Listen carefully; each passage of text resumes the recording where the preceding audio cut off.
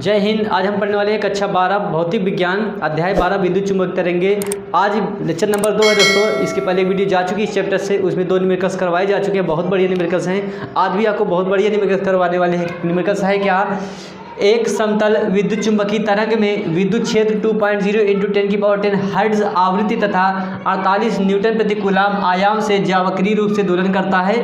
तरंग की तरंग दैर्ध्य कितनी है? बहुत बढ़िया क्वेश्चन है दोस्तों। सबसे पहले हम देखते हैं जो चीज़ें दी हुई हैं उन्हें हम लिख लेते हैं। एक समतल विद्युत चुंबकीय तरंग में विद्युत क्षेत्र 2.0 × 10⁻10 हर्ट्ज, भाई हर्ट्ज दे रखा है यानी आवृत्ति है। आवृत्ति जिसे आप V से रिप्रेजेंट करते हैं, आवृत्ति V बराबर 2.0 × 10⁻10 हर्ट्ज, ये आपका आवृत्ति दे रखा है, लिख दिया गया। और आगे दे रखा है 48 न्यूटन प्रति कूलाम। ये किसका मात्रक होता है? वैद्युत क्षेत्र की तीव्रता का। तो क्या ये वैद्युत क्षेत्र की तीव्रता है? नहीं दोस्तों, यहाँ चूंकि विद्युत चुंबकीय की तरंग की बात चल रही है तो तरंग वाले चैप्टर में भले ही न्यूटन प्रति कूलाम लिखा है, तो ये होगा आपका वैद्युत क्षेत्र का आयाम जो दे रखा है। वैद्युत क्षेत्र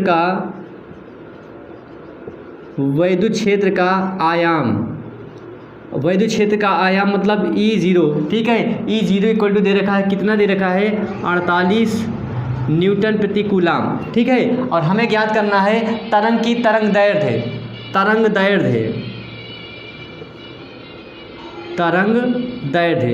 दैर्ध्य को किससे रिप्रेजेंट करते हैं? लैम्डा से।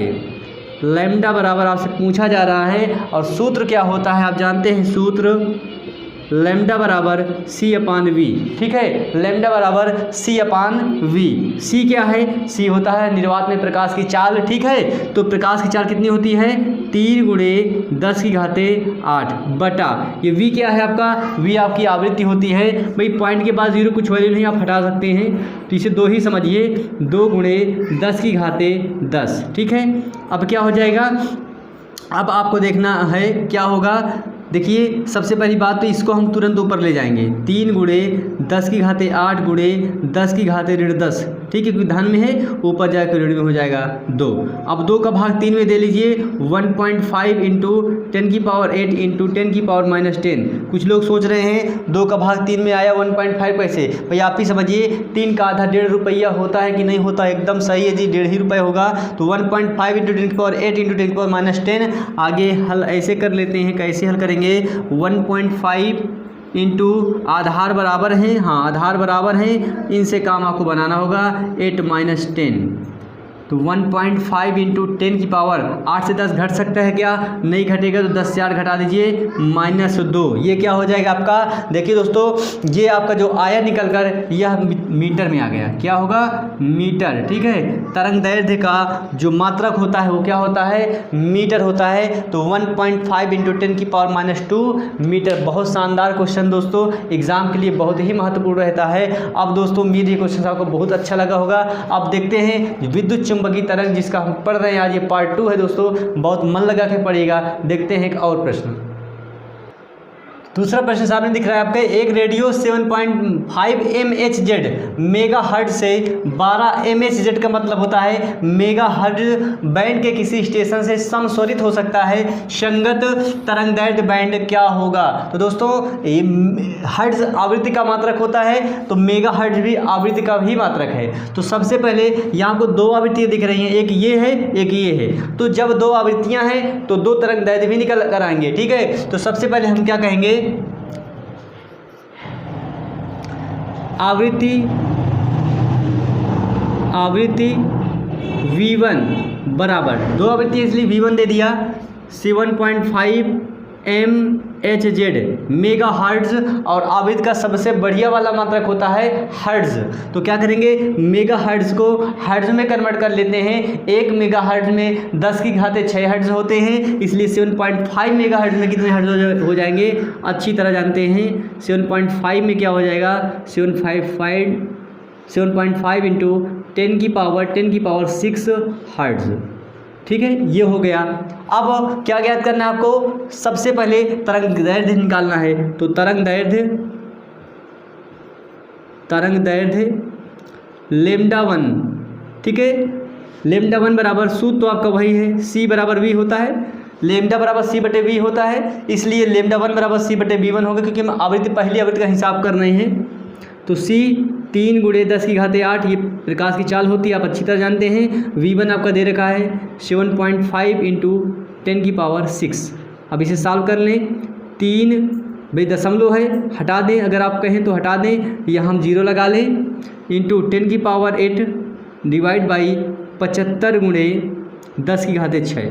अब क्या करेंगे, अब सबसे पहले ये क्या करेंगे, आप जानते हैं काट सकते हैं क्या, हाँ काट सकते हैं। 5 छक्का 30, 5 15 75, ठीक है। 5 छक्का 30, 5 15 75, और इसी साथ 6 × 10⁸ बटा 15, और 10⁶ को अभी हम ऊपर ट्रांसफ़र किए दे रहे हैं 10⁻⁻6। अब क्या करेंगे, 15 का भाग 6 में दे लेते हैं। यहाँ 15 का भाग 6 में जाएगा नहीं, भाग में खाया 0, लगा दशमलव, आया 0। 15 चौके 60, 15 चौके 60, तो 0.4 × 10⁸ × 10⁻⁻6।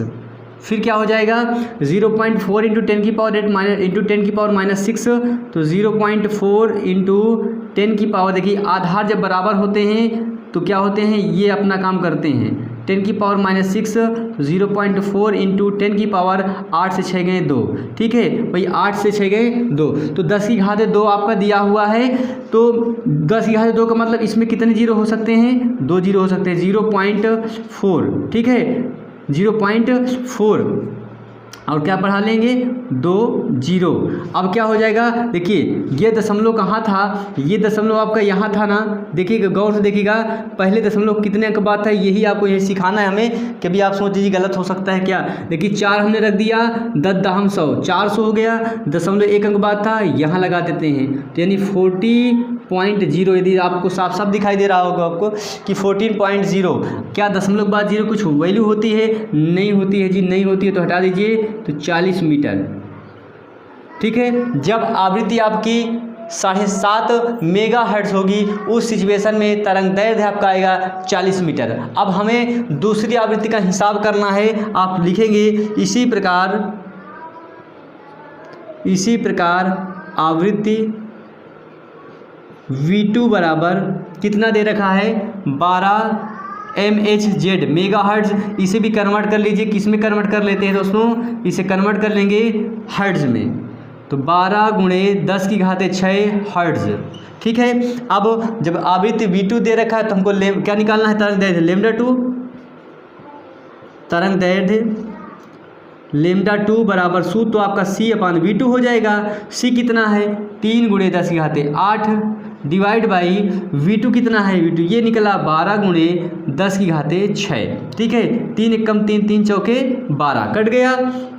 अब क्या करेंगे, देखिए बहुत सावधानीपूर्वक, 1 × 10⁸ और 10�6 को ऊपर ले लें, 10�6 डिवाइड बाई 4, ठीक है, एकदम सही है। अब क्या करेंगे, 1/4, 10 देखिए आधार बराबर हैं, तो 8 से 6 गए 2, पिछले क्वेश्चन की तरह, तो 10⁻2 होगा कि नहीं होगा, ठीक है। अब देखिए 10⁻2 को तोड़ दीजिए, कितना हो जाएगा, 10 दहम 100 एकम 100/4, और 4 का भाग 100 में दे दीजिए, 25 ना आए तो कहिएगा, 25 मीटर, 25 मीटर। तो जब आवृत्ति आपकी V1 7.5 MHz थी, तब λ2 आया आपका, λ1 आया 40 मीटर। अब जब तरंग दैर्ध्य आपका λ2 निकालना है और आवृत्ति V2 दे रखा है 12, तो तरंग दैर्ध्य आएगा 25 मीटर। अब हमें बात करनी है, यहाँ हम आते हैं क्वेश्चन में, संगत तरंग बैंड क्या होगा। तो संगत तरंग दैर्ध्य बैंड क्या होगा, तो आप लिख सकते हैं, जगह नहीं हमारे पास, कहाँ लिखते हैं, यहाँ लिख सकते हैं। अतः संगत तरंग दैर्ध्य बैंड 25 मीटर से